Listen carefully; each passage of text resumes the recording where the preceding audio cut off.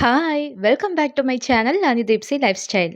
இந்த வீடியோவில் மீன் குழம்பு ரெசிபி தான் ஷேர் பண்ணியிருக்கேன். நல்லா புளிப்பு காரமாக மசாலா வாசனையோட மீன் துண்டு ஒவ்வொன்றும் உடையாம குழம்புமே நல்லா கெட்டியாக திக்காக இருக்கும். இப்போ வாங்க இந்த மீன் குழம்பு வைக்க ஆரம்பிக்கலாம். இதுக்கு நான் இன்றைக்கி 1/2 கிலோ அளவுக்கு கட்லா மீன் தான் வாங்கியிருக்கேன். நீங்கள் எந்த மீன் வாங்கினாலும் இதே மாதிரி ட்ரை பண்ணுங்கள், குழம்பு சூப்பராக வரும். ஃபஸ்ட்டு மீனை நல்லா கழுவி எடுத்து ஒரு பவுலில் வச்சுக்கோங்க. அடுத்ததாக ஒரு பிளேட்டில் இந்த மீனுக்கு தேவையான அளவுக்கு உப்பு ஒரு 1/2 டீஸ்பூன் அளவுக்கு நான் உப்பு போட்டிருக்கேங்க.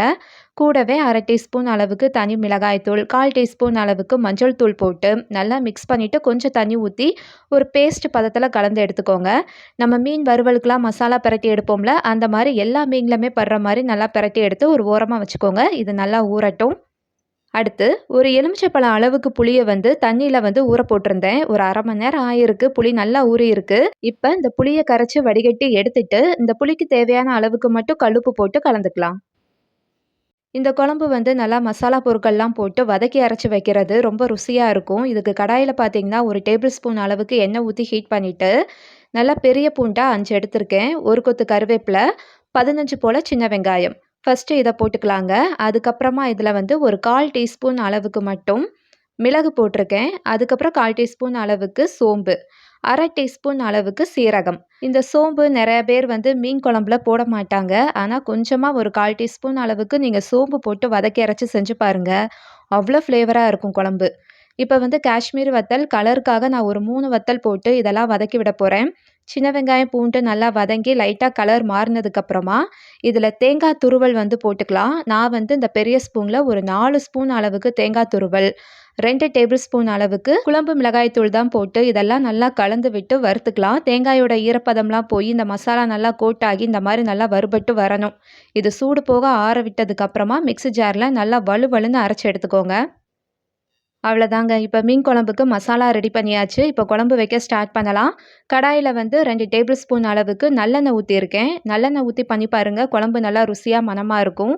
தாளிப்புக்கு ஒரு 1/4 டீஸ்பூன் அளவுக்கு வெந்தயம், ஒரு கொத்து கருவேப்பிலை, 10 போல் சின்ன வெங்காயம், பூண்டை இடித்து போட்டுக்கோங்க. இந்த மாதிரி இடித்து போட்டு தாளிக்கிறப்ப ஃப்ளேவர் நல்லாயிருக்கும்.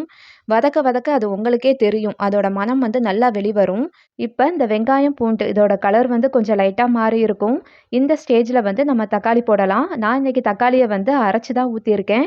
இது நல்லா பழுத்த பெரிய தக்காளி, 2 தக்காளியை மிக்சியில் போட்டு அரைச்சி ஊற்றிக்கோங்க. தக்காளி வதங்க கொஞ்சமாக உப்பு போட்டு அதோட பச்சை வாடை போகிற அளவுக்கு நல்லா வதக்கி எடுத்ததுக்கப்புறமா மீன் குழம்புக்கு நம்ம சின்ன வெங்காயம் பூண்டு சோம்பு மிளகு சீரகம்லாம் போட்டு ஒரு பேஸ்ட் அரைச்சி ரெடி பண்ணோம்ல, அந்த மசாலா விழுதை இது கூடவே போட்டு நல்லா கலந்து விட்டு 2-3 நிமிஷத்துக்கு கொதிக்க விடுங்க. இது கொதித்து மேலே லைட்டாக எண்ணெயெல்லாம் பிரிய ஆரம்பிக்கும்.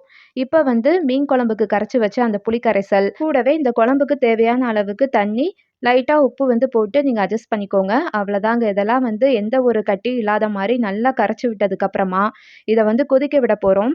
குறைஞ்சது மீடியம் ஃப்ளேமில் வச்சு ஒரு 7-8 நிமிஷம் நல்லா கொதிக்க விடுங்க. அந்த மசாலாவோட அந்த ஸ்மெல்லாம் போய் இது நல்லா கொதிச்சு இந்த மாதிரி எண்ணெய் பிரிஞ்சு வருங்க. பார்க்கவே ரெட்டிஷாக மேலே அப்படியே எண்ணெய் மிதக்கும்.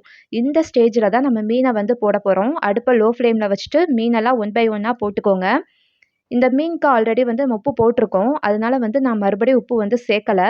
இந்த மீன் குழம்பு முழுவதும் குழம்புல நல்லா மூழ்கிற மாதிரி ஒரு ஸ்பூன் வச்சு நல்லா டிப் பண்ணி விட்டுருங்க. குழம்பு மூடி போட்டு ஒரு 5 நிமிஷம் விட்டாலே போதும். மீன் நல்லா சாஃப்டாக வெந்து வந்துடும், உடையாமலும் இருக்கும்.